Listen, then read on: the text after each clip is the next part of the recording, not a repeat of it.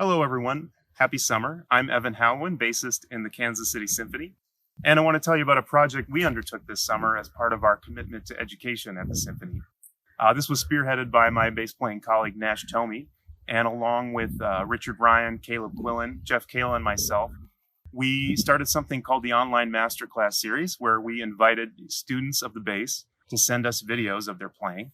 And we took notes, and we gave each of those students a half-hour lesson where we gave them as many tips and tricks and helpful feedback and hopefully some motivation to keep practicing these days. It was really fun. I enjoyed it very much. We got 11 submissions. We got young men and women ages 12 to 25 from around the country, quite a few from Kansas City, but from Hawaii to the East Coast. We had a lot of great submissions, and we had a lot of fun working with these students over 5 days. I have to say personally, it was really enjoyable to hear my colleagues talk so intelligently about bass playing and setup and bowing and rosin and strings and musicality and all kinds of wonderful stuff. And we really enjoyed it. And we wanted to share some highlights with you. So please enjoy.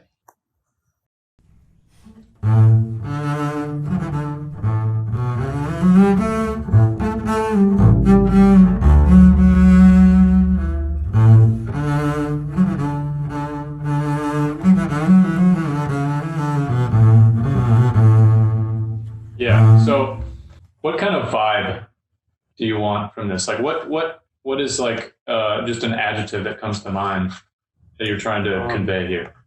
Maybe a little pompous, kind of highbrow type playing. Yeah. So I think that's in line. I would agree with that. So maybe the beginning is where you should be looking for to set that up. Okay. So like you're kind of playing ba-da-dee-da-da, ba-da-da-da-da-dee, and it could be more bum bum dee-da-dum, bum ba-da-da-da-da-dee, dum dee-dee-da, dee-da-da, dee-da-dee, bum bum dee-da-dum, bum bum. You know, just a little bit more like here's a presentation as if you're playing to a dance, you know? Totally. Can you try that Sure, yeah. one time for me?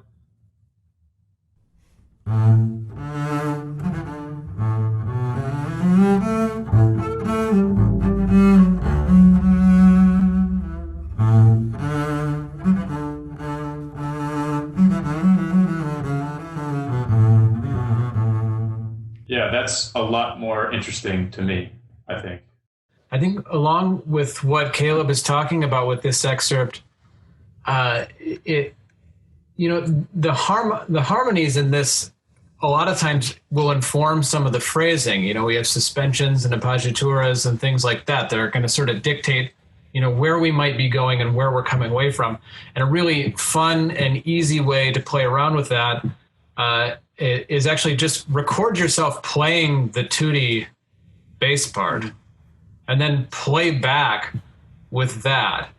And I think all of a sudden it's like, oh yeah, that I am suspended. They changed notes and I'm still here, you know? So you all of a sudden it'll sort of just put you in the mood of how you want to treat some of the ornaments or how you want to phrase. So it's just a suggestion. It's actually quite fun. We don't have anyone else to play with these days, so you might as well make recordings yourself and play along with them. Yeah, just a suggestion. Right. Yeah. Here, I'm going to ask you to try something for me. So, find that C on the E string with 4. Mm-hmm. Okay, now notice where your elbow is. Okay. Now I want you to take your hand off and go find A flat with 1 and C on the D string. Right, the net. So like a couple notes later where you have. Oh, okay. You find that third there. Good. You see where your elbow is? Yeah. Okay. So here's what I'm saying. Now look in your wrist. Your wrist is smooth in a nice line or curve with your forearm, and your wrist is not broken. Okay. So this is the ideal hand position to hit A flat C. Okay. Right? With most leverage. Okay. But here's what I'm saying for you. When you go up for that A flat, you're not adjusting the arm at all. So you're using these tiny muscles in our forearm and back of the hand in order to control that motion.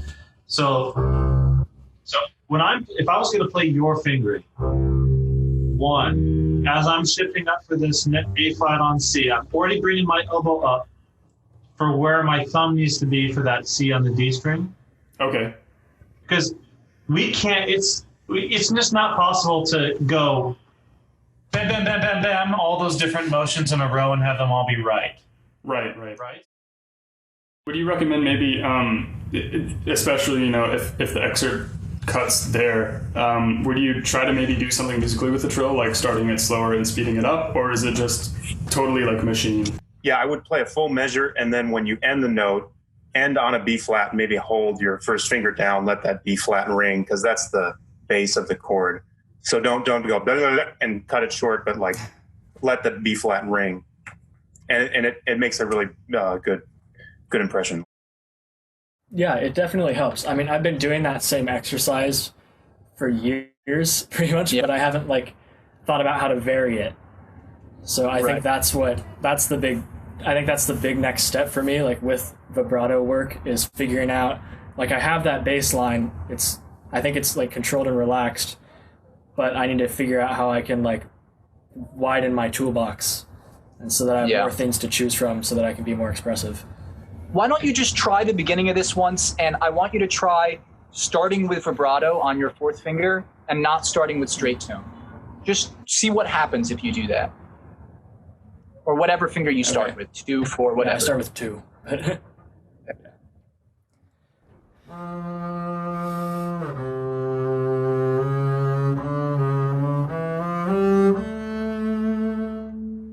Nice. Now try starting with 2, but just for the sake of doing it, ya, wah, wah, wah, wah, wah, wah, do straight 16ths, just to see what will happen with your hand. Okay. It's not going to be what you want in the end, but it's different. It's different.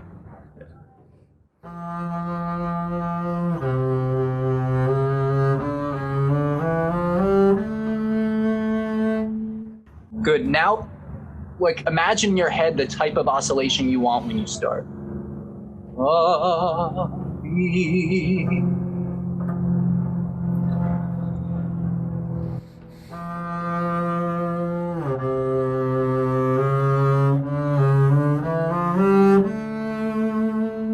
That's beautiful.